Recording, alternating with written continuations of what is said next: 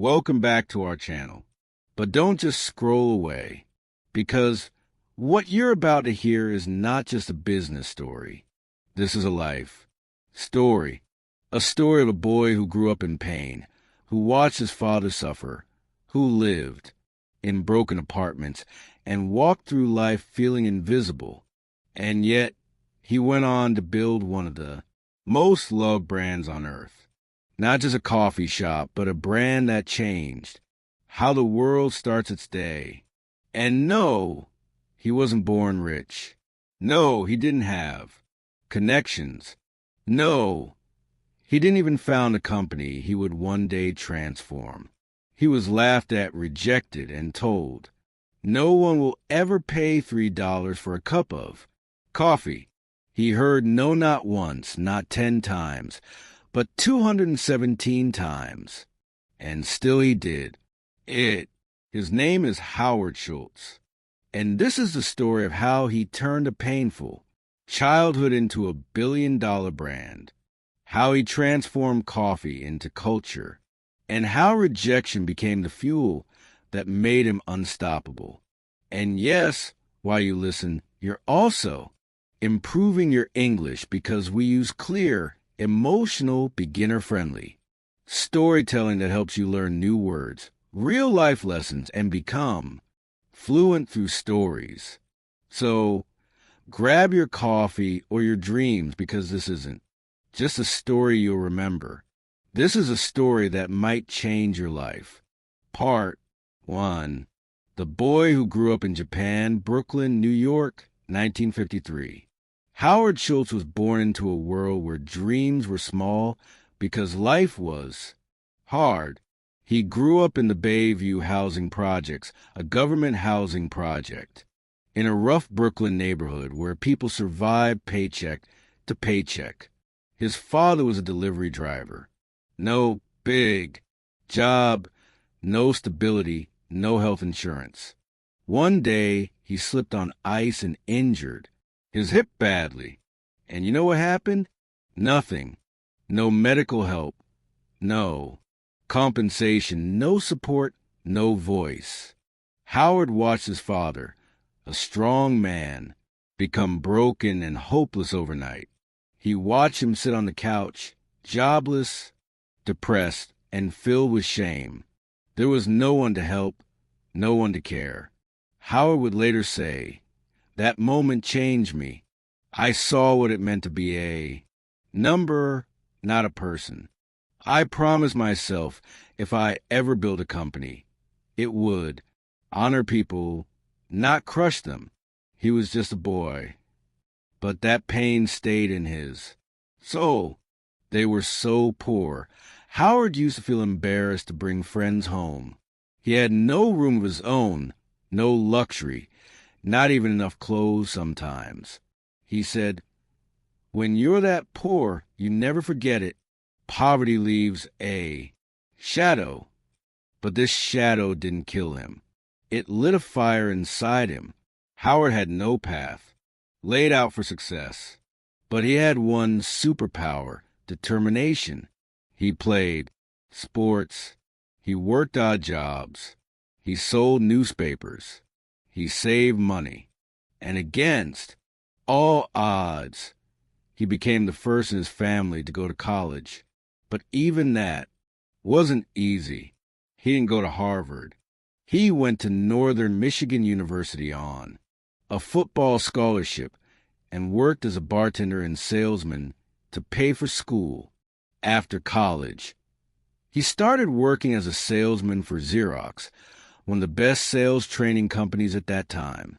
He was good, very good, but Howard wanted more. One day, he joined a small kitchenware company. His job, sell coffee machines to local cafes. And that's when something unexpected happened. While analyzing sales reports, he noticed one small client in Seattle kept buying more machines than anyone else. He was curious, so he flew there to find out why. The company was called Starbucks. At that time, it had just 4 stores, and it didn't even sell coffee to drink, just beans, grinders, and equipment. But there was something about the people, the energy, the philosophy. Howard fell in love. He said, there was something magical about Starbucks. I saw more than coffee.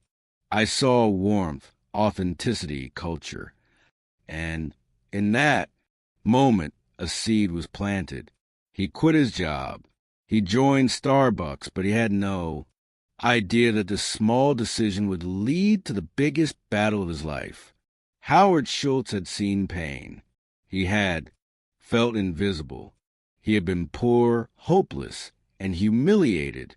But he also had a dream to build something better than what his father had, to build a company that respected people. And he had just found the perfect soil, Starbucks. What he didn't know yet was that the very people he admired would soon turn down his biggest idea. They would say, that's not who we are.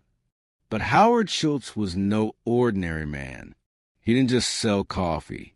He was about to sell a new way of life. Howard Schultz had joined Starbucks, a small company in Seattle. He was not the owner. He was not rich. He was just an employee. But inside him, something bigger was growing, a vision that nobody else could see. In 1983, Starbucks sent Howard to Milan, Italy for a trade show. It was supposed to be a short business trip, but what he discovered there changed the direction of his life. As he walked through the streets of Milan, something caught his heart.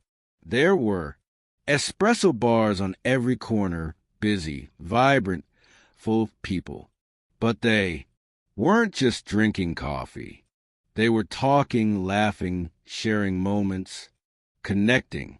The barista knew people by name. Customers didn't just come for coffee. They came for experience, emotion, community. Howard stood there, speechless. It was like stepping into a new world. This is it, he thought. This is what America doesn't have. We don't have this culture, this experience, this feeling. He didn't see coffee. He saw warmth. He saw belonging.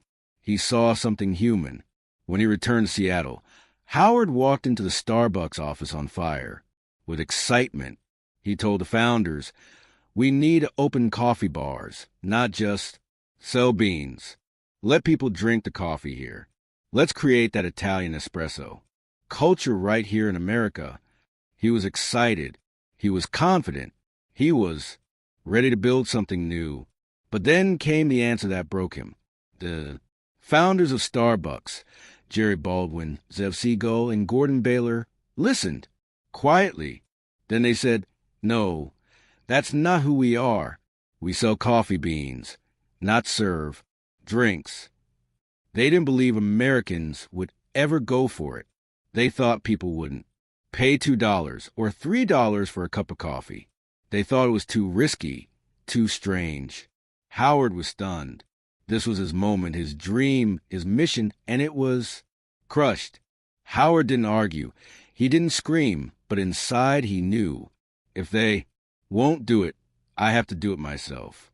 And so, with nothing but belief, Howard made the biggest decision of his life. He would leave Starbucks to start his own coffee bar. Howard was heartbroken. He loved Starbucks, but his dream was bigger than loyalty. So in 1985, he quit. He decided to start a company called Il Giornale, named after an Italian newspaper. But he had no money. He had to raise funds to start. Howard believed in his idea. He thought investors would, too. But what happened?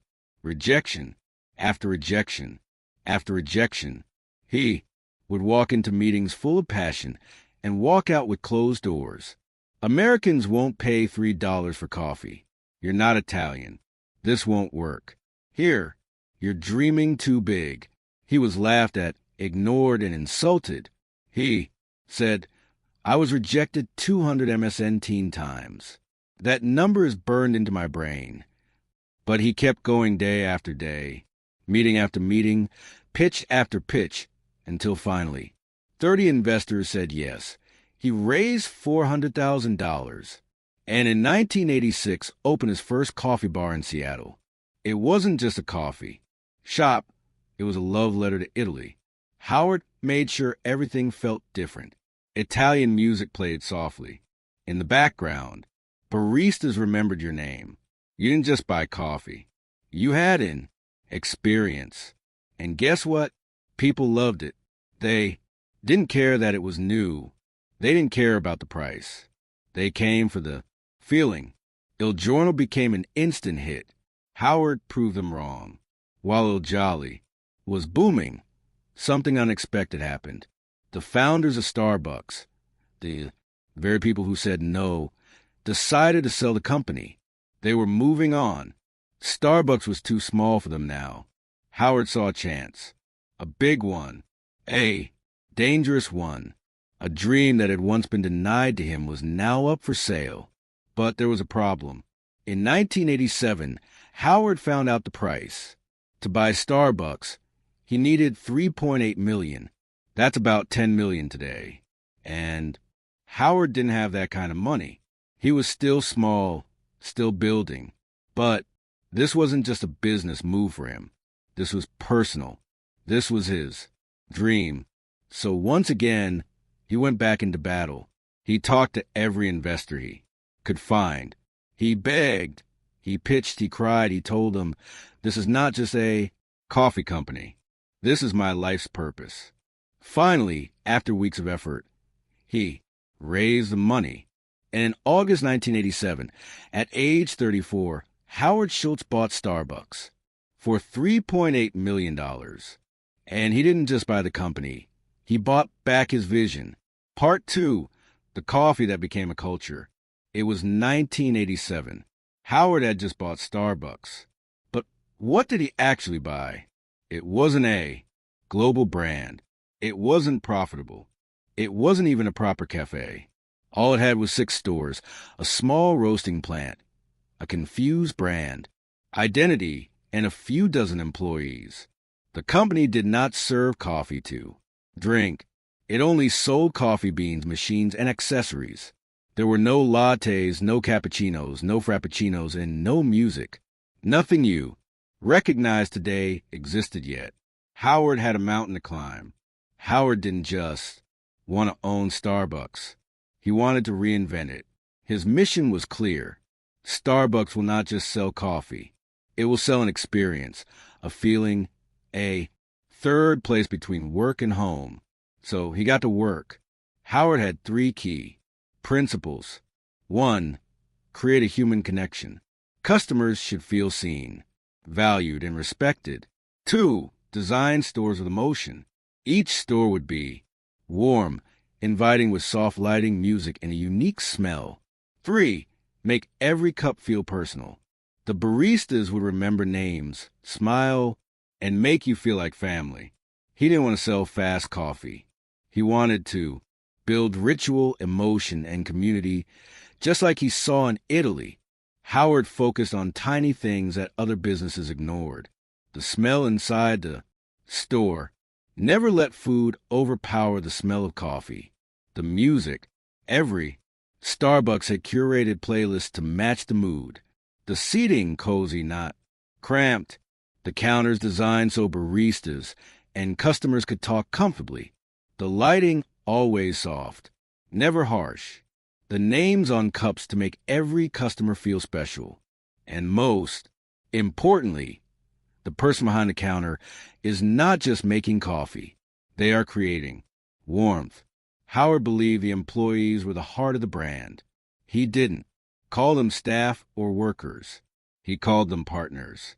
Even part-time baristas were given health care benefits, stock options, training not just for skill, but for soul. This was revolutionary in America, especially for a coffee shop. Howard said, if we treat our people well, they will treat our customers well, and everything will take care of itself. He made sure baristas looked customers in the eye, smiled, asked how your day was, remembered regulars. In Starbucks, you were not a number. You were a name, a person, a story. In 1987, after Howard took over, Starbucks had just 6 stores, no national presence, a huge vision, but very little profit. Over the next 5 years, he grew Starbucks to 165 stores across cities like Chicago, Vancouver, and New York. But this growth wasn't random. Every location was carefully picked. Every store was designed to create community, not just sell coffee. Howard refused a franchise. The stores. Why? Because he wanted to protect the experience. He said, I want control, the quality, the emotion, the feeling that can't be outsourced. Before Starbucks, most Americans had never heard of espresso, latte, cappuccino, macchiato, frappuccino. Howard made these words part of everyday life. He trained his staff and customers to learn them patiently and respectfully, and slowly the culture changed. People didn't just say coffee. They said, can I get a tall vanilla latte with soy milk? Starbucks didn't just sell drinks. It educated, uplifted, and reshaped how people thought about their daily routine. Howard knew the power of branding. He didn't want just a good cup of coffee. He wanted customers to feel proud holding a Starbucks cup, so they invested heavily in clean, minimalist logo design, high-quality cup materials, consistent green and white branding, a sense of premium experience. Very soon, holding a Starbucks cup became a statement. I'm successful. I have taste. I take care of myself. This is my time. Howard realized something deep. People aren't just buying coffee. They're buying a moment of peace, a sense of belonging, a way to feel seen. And that's exactly what he gave them. For a few dollars, 3, 4, 5, people didn't just get a drink. They got a cozy seat, calm music, friendly conversation, a small break from the chaos of life. And that was priceless. By the early 1990s, Starbucks had expanded to several major U.S. cities. It was earning millions in revenue.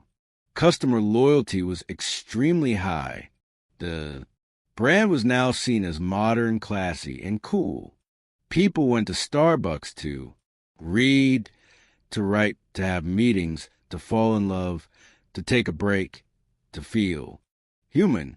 By the early 1990s, Starbucks was no longer just a Seattle brand. It had become a national sensation. The coffee shop was a cultural icon, a lifestyle statement, a business case study, and a morning ritual for millions. But Howard was not satisfied. He wasn't thinking about 100 stores. He was thinking 10,000. He wanted to take Starbucks to Europe, Asia, every airport, every corner of every city. And to do that, he needed serious capital.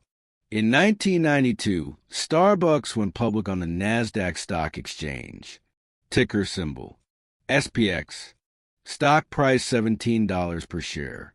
Initial valuation around $250 million. Howard Schultz once rejected 217 times. Now had built a company that Wall Street wanted to own. The IPO was a massive success. Starbucks stock skyrocketed in the first year.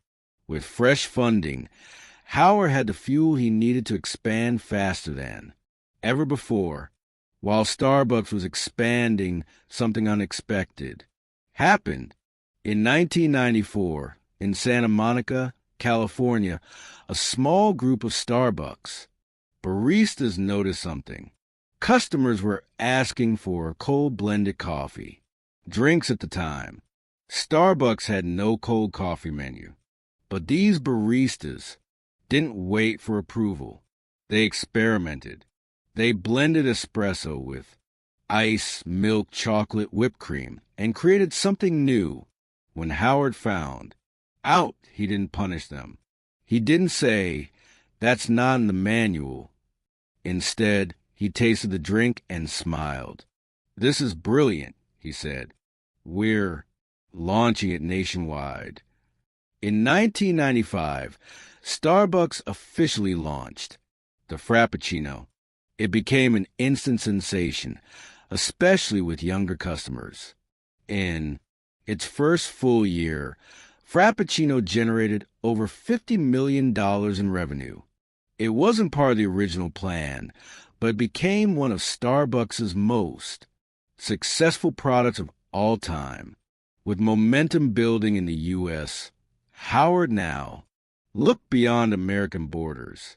His first international target, Tokyo, Japan.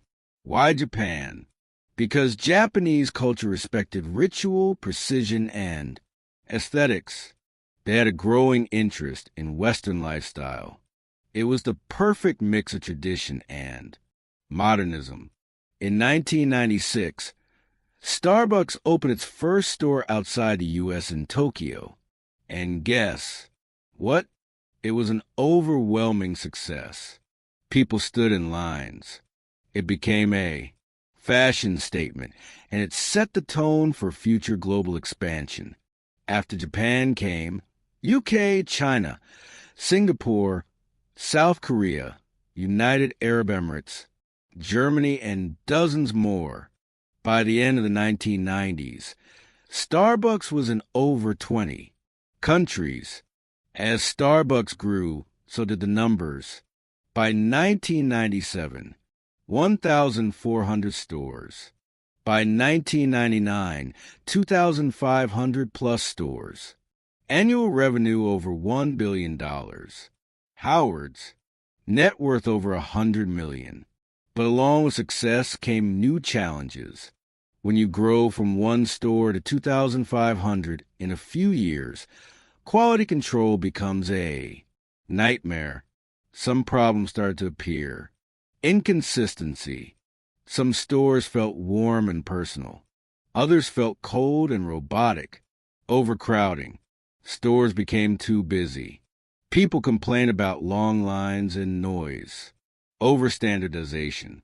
The same colors, music, and design began to feel too corporate. Howard felt uneasy. I didn't want to build McDonald's. I wanted to build something meaningful. But now, Wall Street was involved. Shareholders wanted faster growth, more. Stores, higher profits.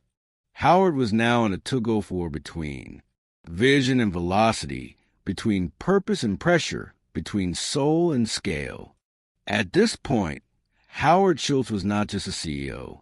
He was managing thousands of employees, overseeing global expansion, dealing with investors, protecting company culture.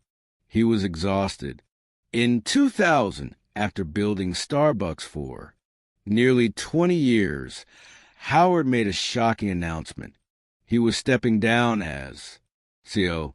Howard said, "I've taken the company as far as I can. Now it's time for someone else to take it higher."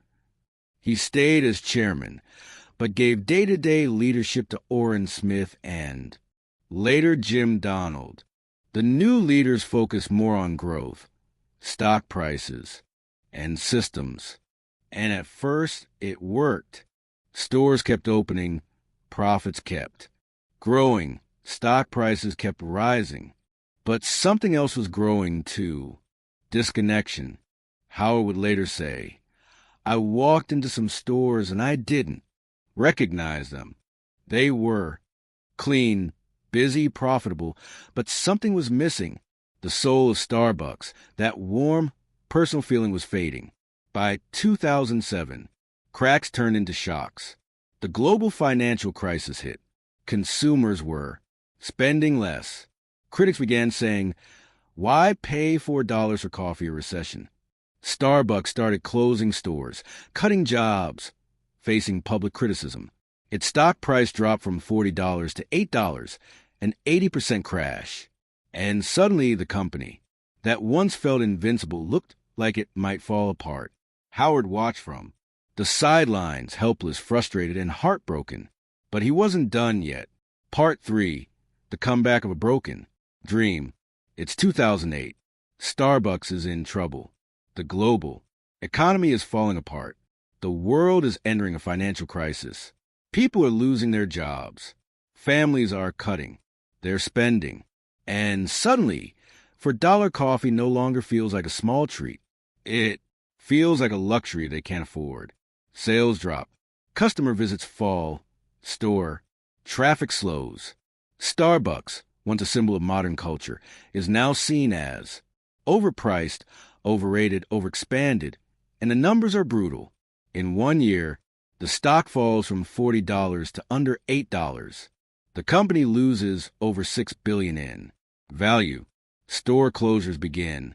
Hundreds of locations shut down. Thousands of employees are laid off. Morale collapses inside the company. The magic is gone. And behind the scenes, one man is watching. Heartbroken, Howard Schultz is no longer CEO. He stepped down in 2000, but he remained chairman, watching from a distance. He visits stores and feels a sharp pain in his chest. This is not what I built. He whispers.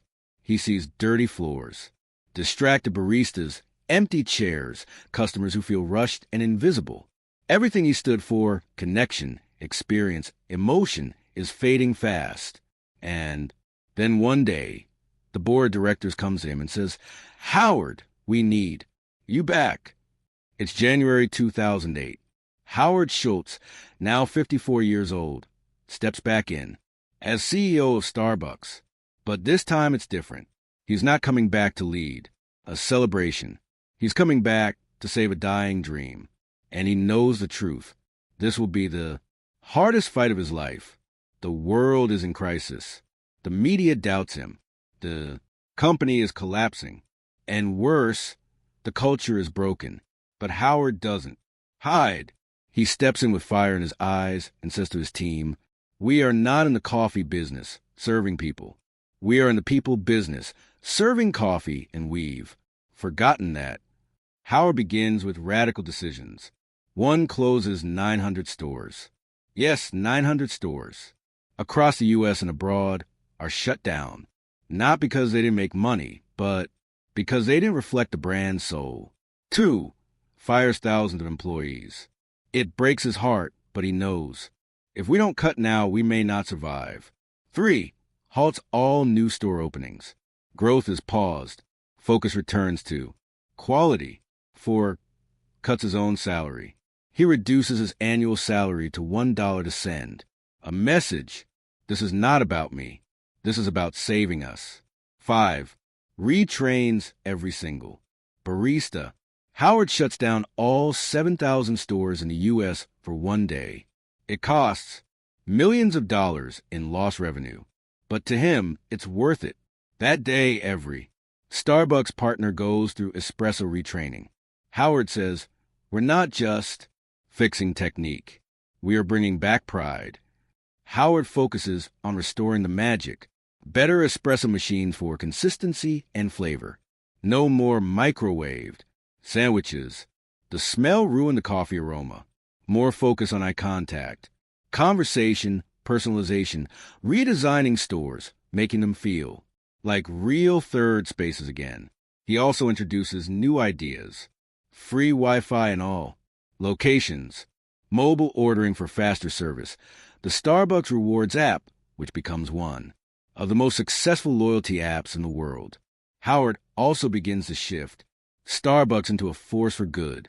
He increases investment in fair trade, coffee, supporting small farmers in Latin America and Africa, ethical sourcing, ensuring farmers are paid fairly, sustainability, reducing waste, promoting recycling, diversity, and inclusion, hiring more veteran minorities and refugees. He says success is empty if you're not lifting others with you. And Starbucks becomes more than a coffee company again. It becomes a brand that stands for something bigger.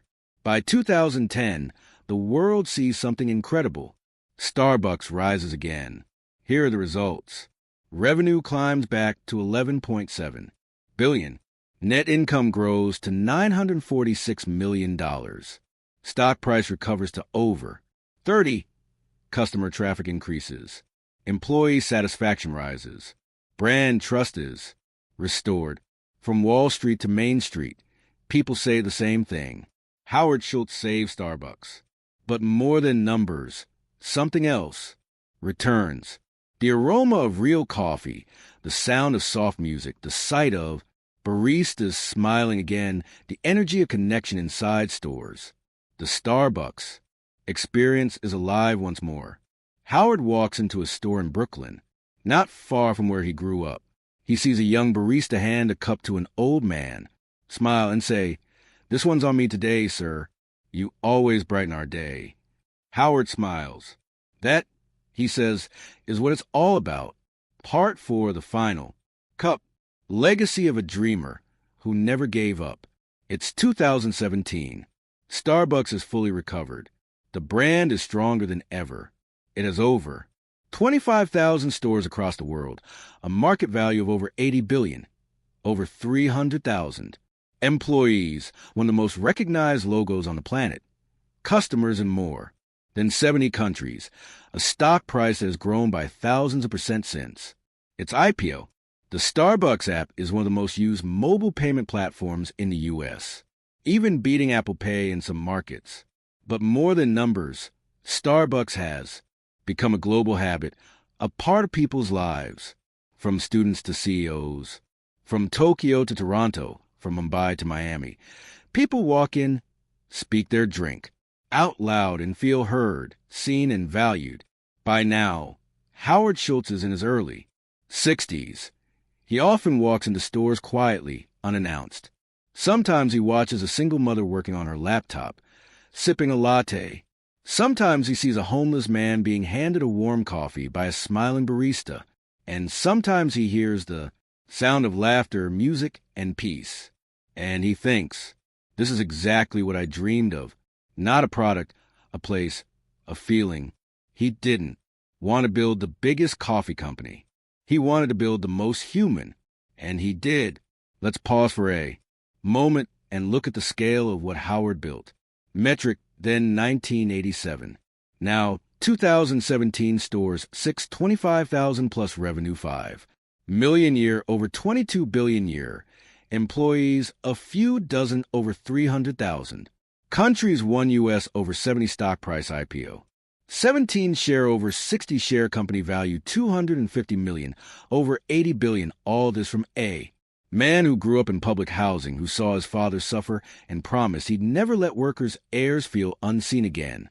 In 2017, Howard Schultz once again stepped down as CEO, this time on his own terms.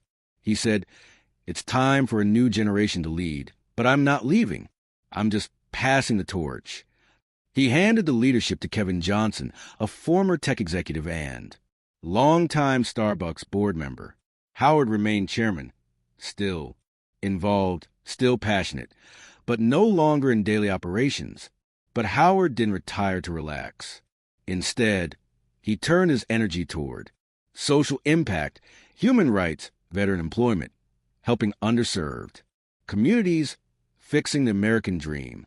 He launched initiatives to hire over 10,000 military veterans, offer free college education to Starbucks employees through partnerships, provide employment to refugees, and